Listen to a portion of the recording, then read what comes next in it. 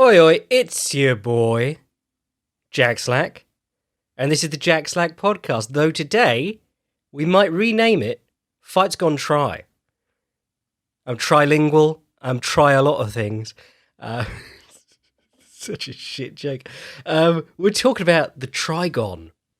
Let Trigons be Trigons. You might know it as the Triangle, the Virgin Triangle, the Chad Trigon. I really hope they paid Dada 5000 for this, because he invented not only the triangle ring, but calling the triangle itself a trigon. But we're checking in today. It's probably going to run short. We're going to do a short one, and then I'll be back on Wednesday for a big preview of, frankly, some fucking banging cards next weekend. We've got Font versus Aldo, which has a load of awesome stuff on it, like Fiziev versus Riddle, or Riddell. Dusko Todorovic. I can't remember the other fights on that. I'm just naming things that I remember. Dusko Todorovic. And then there's also a Bellator card, which is, Bellator, but does have the best fighter in Bellator, who is actually the best fighter in Rizin. This is such a shit look on both organizations. The best fighter in Rizin is too good, so they have to loan him out. And the best fighter in Bellator is a Rizin fighter. It's Kyoji Horiguchi. He's fighting Sergio Pettis for the bantamweight title. Rizin being totally talent cucked there. But that'll be decent. I'm looking forward to that fight. It's the best bantamweight that Kyoji's fought in a while. And it's another chance for Sergio Pettis to look decent, but ultimately not fight with any urgency and then lose 3-2. Perhaps with Kyoji on his back for a full round while he does nothing. But I'll talk about today. Well, today we are talking about stuff I watched over the weekend. While there was no UFC event. The fights actually turned out all right in terms of there was stuff to watch. There was a Rizin card on, which they basically announced like a week before. It was Rizin Trigger. And I believe it's called Rizin Trigger because they did it in a cage. And every Rizin weeb I know has always been like, if you don't have the ring, it's not real JMMA. It only works as JMMA because it's in the ring. And there were dudes last year trying to convince me that soccer kicks and stomps could only be permitted in the ring. And I'm like, no, I've seen them in the cage. Tons of Russian organizations used them. Cage Rage in the UK used to use it. Cage Rage actually will circle back round to, because they had a very good rule that I think should be brought back. But no, the one thing that the cage does do to Rizin is draws attention to the fact that it is very much regional MMA with better fashion sense. The ring was the thing that sort of like differentiated it because, every 10 seconds someone's falling out. And for some reason, weebs love that shit. But the best part was this guy won by stomps to the face, which is always, a little bit uncomfortable. And I've said this before, but like soccer kicks you can set up soccer kicks. Advanced Striking 2.0 Shogun Hua is all about setting up soccer kicks and using the stomp to try and facilitate guard passing, as he did against Arona. But actually, like, kicking someone in the head if they're conscious and playing a good guard is very difficult. The most of the stoppages due to stomps and soccer kicks that you can remember are basically mop-up jobs. They're just going in to finish someone who's already pretty badly hurt. It's basically, what differentiates MMA from boxing. No standing 10 count. The first time you knock someone down, you can punch them on the ground, and that's the finish, done. But the soccer kicks and stomps basically mean you get to kick someone who's not really with it. If you try and kick, like, a good, competent fighter, I'm not even saying, like, Ryan Hall or Shinya Aoki, who are the people that are always brought up. They're like, you couldn't do that if they were soccer kicks and stomps. And you're like, yeah, you could. I mean, Hidehiko Yoshida swept Vanderlei Silva, like, twice from his guard, just because Vanderlei Silva kept trying to stomp on him. Every time he tried to stomp on Yoshida just grabbed his leg and swept him. By the end of Pride, the 2005 Grand Prix, middleweight Grand Prix, was about the best quality MMA you'll see. That was the time when the last time when the best guys in the world were competing under that rule set. Guys were not landing stomps very cleanly. They were getting taken over by them. And granted, Shogun did use a stomp to knock out Arona, which is quite cool.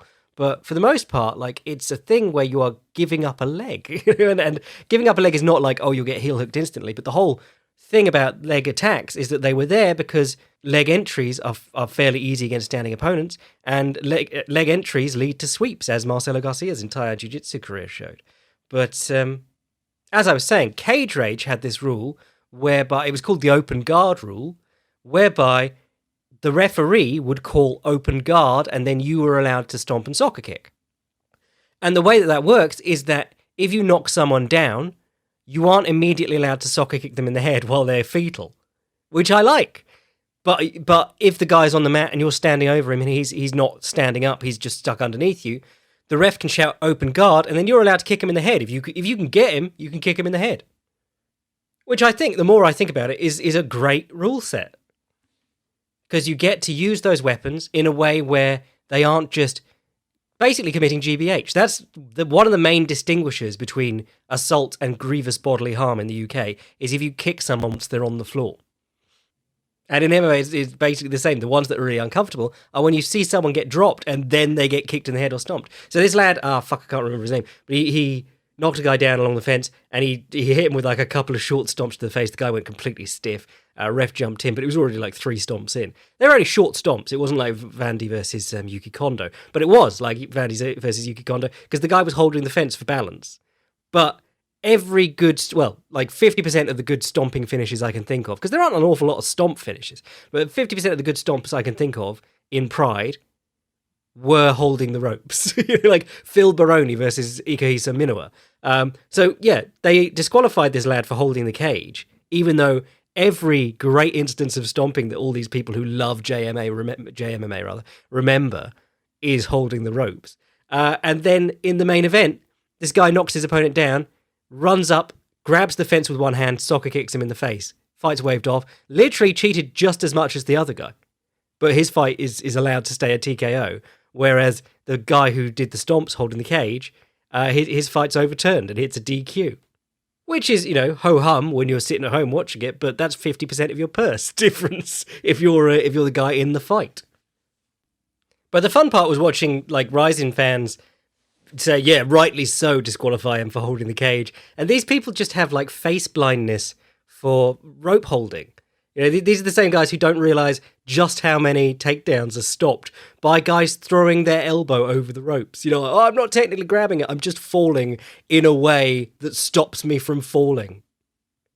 The old Fedor special. But anyway, no, it was quite good. I have just slagged it off, but the fights were decent. It was regional MMA, but regional Japanese MMA. This is the thing that Rizin's trying to do now. They're trying to hide the fact. Well, they're not trying to hide the fact. They're trying to make up for the fact that obviously it's very hard to get foreign talent into the country, which means no Satoshi or Tawfiq Masayev. The legit super talents that they have. Horiguchi is often training in America, so getting him from one place to another could be difficult. They don't have anyone for him to fight as well. So they draw attention to basically what is deep shows or Shuto shows under the Rizin brand. So they've had to do this thing where they've started 2 other sub-brands, Rizin Trigger, which was this one, which is going to be in the cage. Though Dream did one event in the cage being like, we're going to do loads of events in the cage, and then they never did another one. And the Dream Cage was quite cool to look at, actually. It really captured that sort of like big white ring feel. Then they got Rizin Landmark, which was a really cool idea, which was to do fight, because they can't have crowds, they're going to do fights at, weird locations. And everyone went, well, what does that mean? Are you going to do it on the top of the Tokyo Tower or something like that? But they did it in the Saitama storm drains, which if you see a photo of the Saitama storm drains, they're not the Tokyo storm drains, but they're still fucking epic. And they show you all the footage of the storm drains. Well, actually, they didn't, because it was hard to get out. Like, I had to find it on Twitter days later. But they had, they showed you all the pictures of inside the storm drains. You went, damn, be cool to watch a fight there. And you're thinking Street Fighter, Soul Calibur, fixed camera, amazing backdrop, fight happens in front of it. Not what happened. It just looks like a normal arena with no one in it. Because it's just, you're doing camera shots from 4 sides of a place in the sewers that they could set up a big ring. It's not like massive waterfall in the background. I say sewers, storm drains. There's not as many turds down there. But the other stuff going on this week, well, I mean, Alex Emelianenko got beat up by someone half his size, which was quite cool. He did hit a really nice Sasai Komihashi in that fight, though. Swept him, got top position, still ended up losing by submission. But it's always nice to see Alex lose because he is genuinely, I mean, there's a lot of bad people in MMA, and some of it's subjective bad. He's genuinely bad. You know, he kidnapped some woman and kept her in his house for however long. A very scary character. Plus, you know, he's, 40-something now, and the hand speed just isn't as impressive anymore. The big thing about Alex was, you know, he had some combat sambo titles and experience, but he had blistering hands. If you watch him, I mean, everyone remembers the one against Marias, who was just this lumbering Brazilian heavyweight who never did anything else, really, because he was just big. They were like, yeah, you'll be good at fighting, you're big. But yeah, Alex blasted him out of there in no time. But the really impressive one was against Josh Barnett, because Barnett had absolutely had his number on the ground. Like, he was like such a superior wrestler, but he could not get away from Alex's punches, because Alex is like 6'7" or something like that, and amazing hand speed for the size of man he was. I don't even know what card that was. I was following it through Grabaka Hitman, whichever he is. If you don't follow Kambosos on Twitter, you need to, because he basically, if there's a fight going on, he's watching it and he's telling you about it. So it's like Reader's Digest for all the shit you need to watch in MMA. And I think it was that same card, they had the 5 versus 5 team fight. And I watched it, the GIF form, just going, well, maybe this will be the first one where the first team to lose a fighter doesn't immediately lose 5-0, as every other team fight I've ever watched has gone. And no, it wasn't that. And worse than that, where those big team fights in like a giant ring back in the day had 5 refs for 10 fighters, because they split off into pairs, obviously. Actually, sometimes they don't. Some guys, they line up 5 versus 5, and sometimes like one guy will go, I'm doing something clever, and try and run around the back of his own team and go 2-on-1 with one of the end guys. Well, all that happens is he leaves his place empty, so whoever he was next to is 2-on-1 with, or is 1 versus 2 against those guys while he's running around the back. It's absolutely hilarious.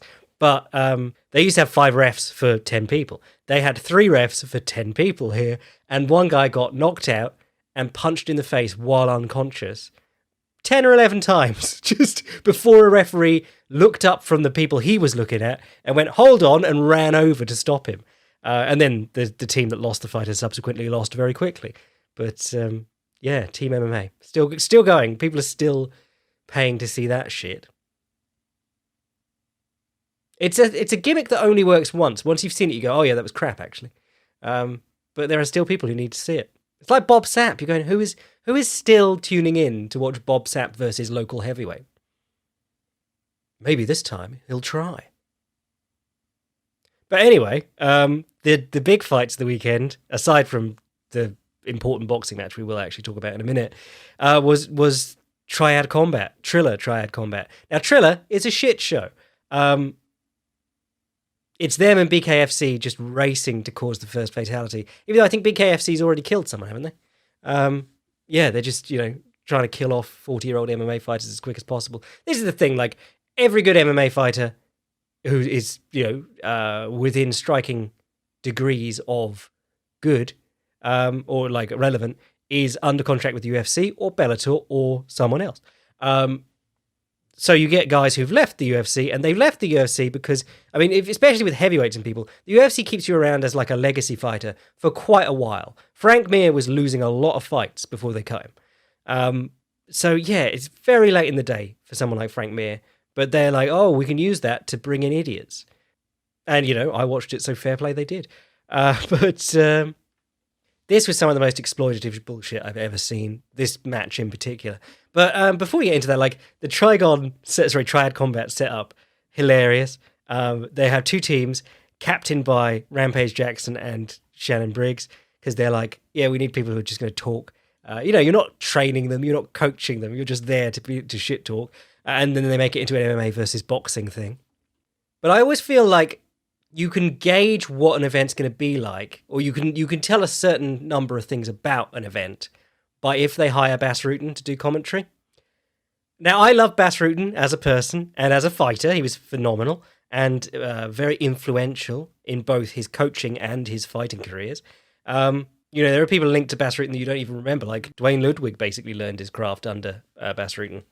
But he's very fondly looked back upon for his tenure in Pride because he was charismatic, fun, knew what he was talking about a lot of the time, and he'd only recently retired in Pride. In Pride, basically through his entire Pride run, there was talk of getting him back. They were going to do a Vanderlei Silva fight at one point, which would have been fascinating to watch, but Rutten's knees were absolutely shagged for basically the latter stage of his actual career, and then he retired and was like, no, they're actually really not great. But yeah, all that suffice to say, I love Bas Rutten. However, he does tend to phone it in on commentary, and he's sort of like, I don't know if he doesn't follow the sport, but he definitely doesn't follow like whoever he's supposed to be talking about. This is the difference we always say. Like I was laying into DC for claiming that he does research for the fights the other day, but when you watch someone who actually cares about their commentary gig, like Brian Stan. I mean, I say Brian Stan all the time, but he knew what he was doing, and he approached it like he didn't. He approached it like he had to justify being there.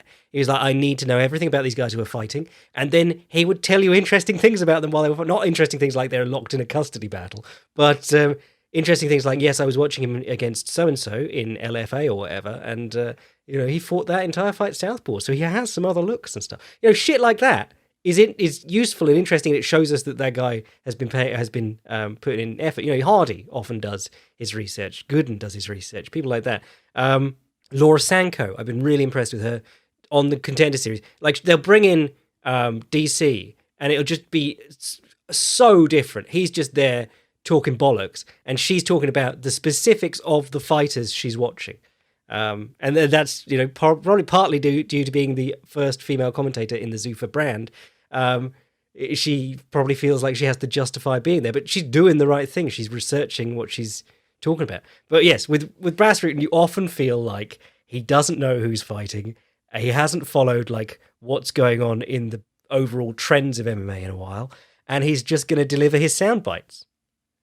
And this is what it was like during this. It's like this during Karate Combat. And when I say what it's going to be like, I mean that he also costs quite a bit of money. So where you've got good commentary teams that don't cost any money, or certainly don't cost Bas Rutten money, like the Cage Warriors squad, it's for people who have a lot of money but don't have a lot of reasons for you to be interested in their brand. So they make Bas Rutten a big part of their brand. So Karate Combat is a great example.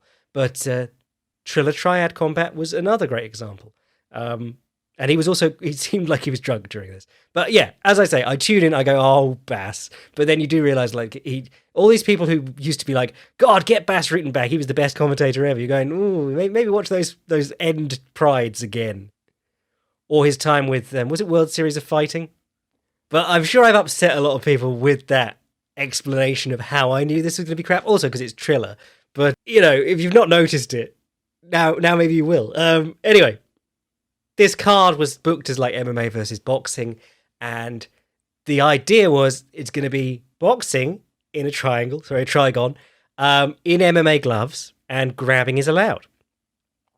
No elbows, but you are allowed to hammer fist, and you are allowed to spinning back fist, which I didn't see anyone abusing, because you're not allowed to elbow or forearm, but you are allowed to spinning back fist. In K1 and Glory, actually more K1 than anything, that's an excuse to spin, miss, quote unquote, I'm doing big air quotes here, miss, and hit the guy in the face with an elbow. Just cut him open like you never would have with a back fist. But not a lot of people going for that. In the big three fights, Mitrione, Perry, and Mir, more going for the clinch. Now, what I think people wanted from this, or expected from this, was Josh Barnett versus whoever that big Polish lad was. They did a bare-knuckle boxing match, I think it was in KSW, with Josh Barnett versus a kickboxer, and they allowed holding and hitting. And I think they allowed elbows too, but Josh Barnett turned this guy into mincemeat. Now, if you watch Josh Barnett versus Mir, or Josh Barnett versus Roy Nelson, you knew that he's probably the peak of dirty boxing in MMA. Because everyone used to say, oh, Randy Couture, master of dirty boxing. But if you watch his fights, it didn't get a long way past holding the collar tie and spamming uppercuts. And to be fair, he didn't have to. Guys weren't really great at defending his collar tie or his ducks in on takedowns when they did. But if you watch Mir versus Barnett and Nelson versus Barnett and Barnett versus Polish kickboxer whose name I can't remember, he's changing grips constantly. He's cycling through all these different grips. He'll start by like jabbing in with a dip, grabbing the collar tie, hammering in an uppercut. The guy's hands will come up. He'll grab a wrist, push it down, post his head. One of the things you really notice about Josh Barnett is that he gets guys fall into these clinches and they try and get the underhook, like Perry was doing against Seal, to get the underhook, post his head, and land those little pity patter punches in front of his own face, Cain Velasquez style, where you're trying to jerk off the knob on your own head. Or Felicia Spencer, she murdered that last week the other day. But what you don't see a lot of generally in like proper clinch fighting in MMA is control of the wrists, because it's quite hard to do. It's something that came up in Piotr Jan, Filthy Casual's guide. When he's in an over-under clinch, he gets their wrist on the underhook side and starts working on it. And he might, he'll push it down, removing their underhook, and he might attack an arm drag or come over the top with the elbow, because he's got their hand down by their waist and he could just fling his elbow over the top. And you see that a lot in Josh Barnett's dirty boxing clinics, because he'll get that wrist and he'll push it down to the opponent's waist, and he'll put them against the fence or the ropes or whatever. Well, it's fence in all three of them, I think. But he'll put them against the fence and post his head on them. So he's got their wrist pushed into their gut, his head posted on them, and he's got his other hand free to start shooting uppercuts up the middle. And, with the knees thrown in, it's great too. He had the underhook on Mir, and he locked his hands over the shoulder, like the shoulder crunch in jiu-jitsu for sweeping people. But he had the other forearm across his throat, and he's driving Mir's head up. Mir's trying to get his neck off this forearm, so he's like moving his head around, leans down to the side a bit, and Josh just knees him in the head as he's bending down. So that's what everyone wanted from this. They wanted to see a fucking dirty boxing clinic, but what they got was just awkwardly pursuing the clinch. Mike Perry did probably the best job of it, but still served his chin up for a couple of big counters. Got knocked down, I think it was the second round, with the right hand just behind the head. I think he might have just been off balance, actually. I don't think he even got properly hit by it. But then he got hit by a flush left hook, dead to rights. But after that, he won pretty much every round, just came back into it. It was a pretty brave performance by Mike Perry, to be honest. Mitrian was pursuing clinches basically the whole time. And then in the main event, you had the 42-year-old Frank Mir versus Kubrat Pulev, who is, in fairness, 40, but was ranked in the top 10 worldwide until about 3 years ago. Also worth noting that his only losses are to Vladimir Klitschko and Anthony Joshua. He's beaten Derek Chisora in boxing match, Samuel Peter. Still heavyweight, still shit, but good guys within that division. A competent boxer a few years removed from his best days. Fought Joshua a year ago for the world title. So pretty obscene, to be honest. And Frank did seem to go at it with the right idea. I mean, he's been on the receiving end of the Josh Barnett masterclass, but he came out orthodox, which is obviously not his usual thing. And I feel like that was probably to try and fall into clinches better. Problem was that he kept ducking his head to the inside position and eating the straight right, just square on the side of the jaw. And it didn't take long. It was within the first round. He got dinged with a 1-2 coming in. His legs went completely. His hands dropped down to his sides, and he stumbled around for a bit. And it was a painfully long time to watch him stumble. Pulev missed a big uppercut, went to go in again, realised that Mir was obviously out on his feet. And then, wouldn't you know it, the referee is Dan Mergliata. And Big Dan, possibly the worst stoppage of his career, maybe? I don't know. It was clear that Mir couldn't do anything. It took Pulev threatening to come in again, and Big Dan realising that Mir literally couldn't raise his hands to stop the fight. But Pulev could have killed him. Pulev could have taken a run-up right hand at his head and just murdered him. Really bad reffing from Dan Mergliata. And I don't know, I can't recall, because I only watched 3 of the fights, I can't recall if they had a standing 8 count or whatever, but either stop the fight because he clearly can't continue, or stop the fight and count because you've got a standing 8 count you can do, or rather you can count him in the corner, calling it a knockdown because he clearly lost his balance. Just generally really shoddy. But I would have stopped it. I'd just stop it immediately. He couldn't defend himself. He was still standing by merit of Kubrat Pulev not killing him. But that's Triller. All Triller. Only filler, just shit, just awful. The sooner they go out of the business, the better. But they are paying these guys really well, which is this. It's a fucked thing because I want Frank Mir to get a load of money. He'd said that this was like the second highest payday of his career, and he fought Brock Lesnar in a title fight, and he fought in other title fights before that. And he's a heavyweight, so they always had a good deal with the sponsors as well. So on the one hand, I'm always like, go get your bag. But it is gross when I've watched them bring out a 58-year-old Evander Holyfield on a couple of days' notice to get knocked out by Vitor Belfort. Just fucking terrible. But I'll leave you with the good thing from the weekend, which was Teofimo Lopez's return, and he got battered. No, it was all right. It wasn't a competitive fight. He got outboxed conclusively. He felt he won it 10-2, but we'll get into that. Teofimo Lopez, if you don't know, he's the guy who absolutely took apart Vasily Lomachenko when Lomachenko was on top of the world. And now people are rewriting that as fluke or whatever, but, if you saw the fight, the talent of this man, it's unbelievable. I wrote a piece for the Patreon boys about it after the fight because I was so impressed, specifically with how he took away that outside angle. Where Lomachenko steps, as a southpaw, steps down the outside of your lead foot. And if you watch him against guys that he's much better than, which is most people, he can sort of camp out in that spot. Well, not like camp there, but he can keep moving around people and stay there as they turn to face him. So he'll do like 3 or 4 hops around them to just firing off combinations. And it's not all that he does, obviously, but it is a big part of his game.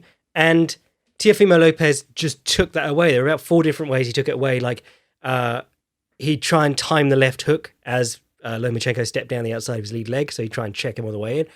He'd occasionally just push him out. He'd slam his forearm into Lomachenko's body. And he also had this absolutely gorgeous right uppercut, which he kept really tight. He'd sort of do a little pivot around his lead foot, so his left foot. He'd pivot slightly anti-clockwise while throwing this right uppercut very close to his body, across himself so that it's in front of his left shoulder.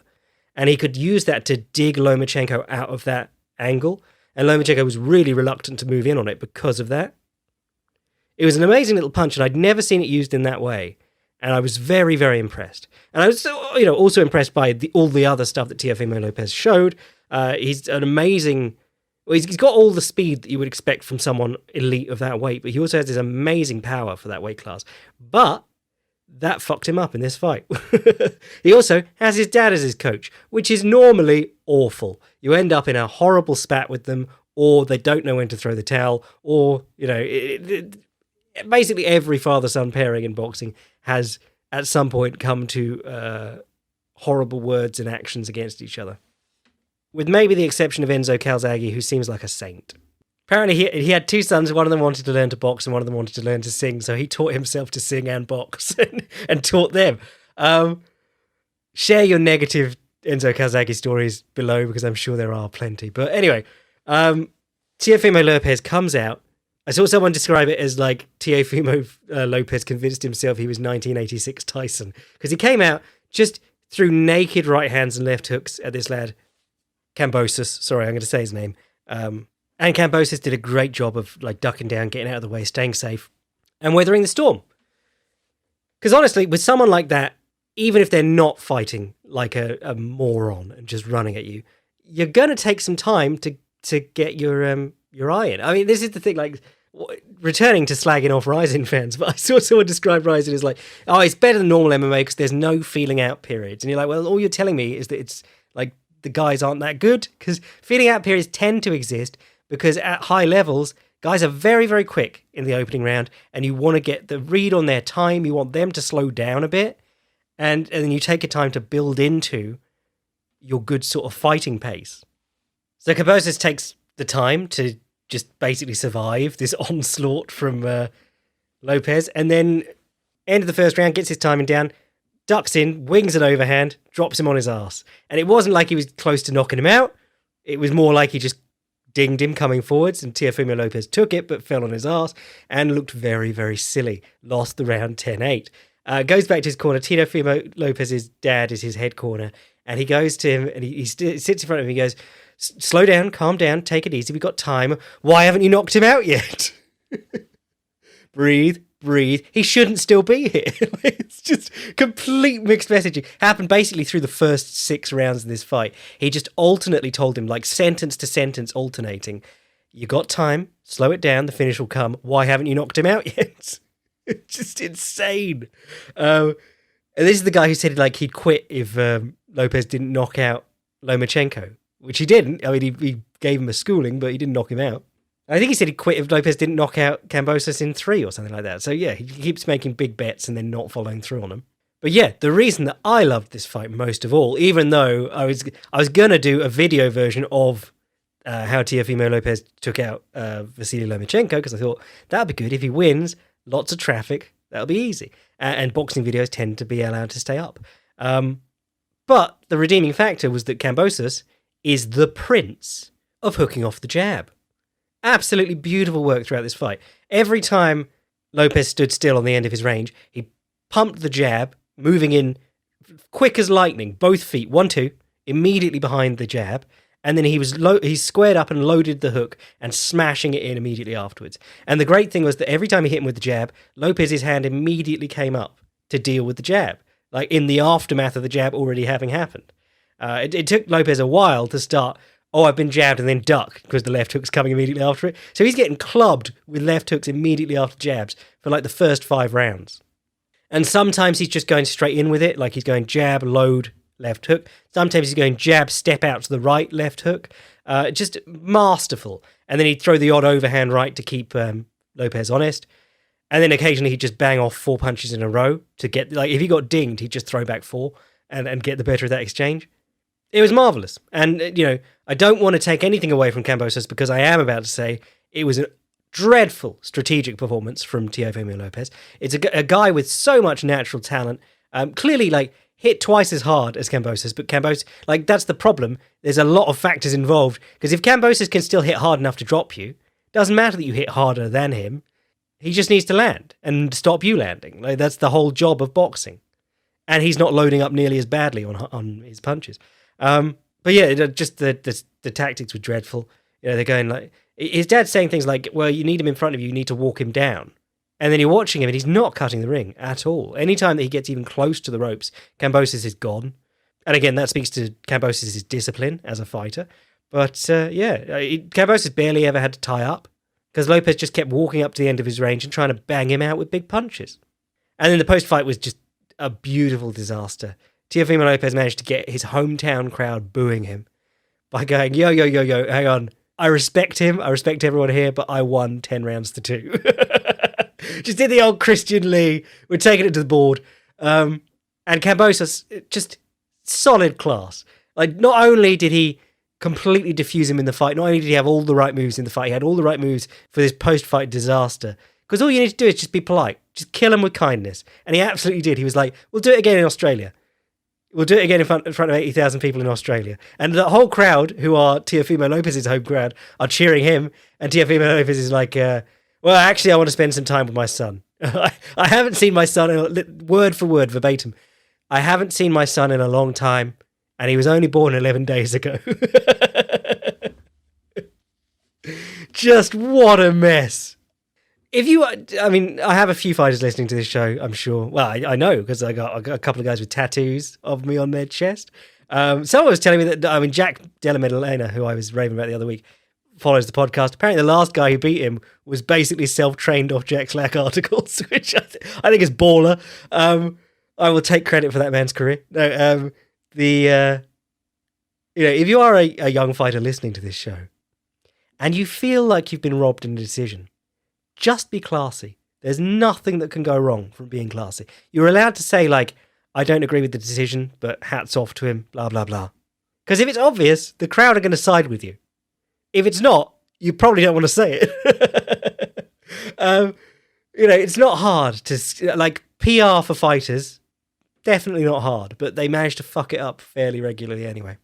The other thing is that, like, if you are in a post-fight interview and you're being asked about a fight, and if you even think it was close, you can probably get a rematch out of it, especially if you're the star, like Lopez is. He's the attraction in this thing. Like, Triller spent tons of money to get him on board a couple of years ago. of course Kambosos is going to offer him a rematch because, firstly, he thinks he can do it again. Secondly, he'll get a ton of money either way. There's no point in just like turning everyone off you immediately. But anyway, so yeah, those were the fights this week. They were decently fun.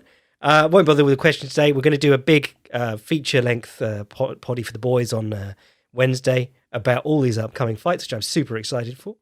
Yeah, I'm going to try and write something in the meantime. So if you want to support the podcast, get in on the Boycast, get in on the articles, sign up to Patreon. If you want to see what I'm writing at any time, fightprimer.com. And if you want to send an email to the podcast, jackslackpodcast@gmail.com. I am your boy, Jack Slack. He should roll for the knee bar now. Bless.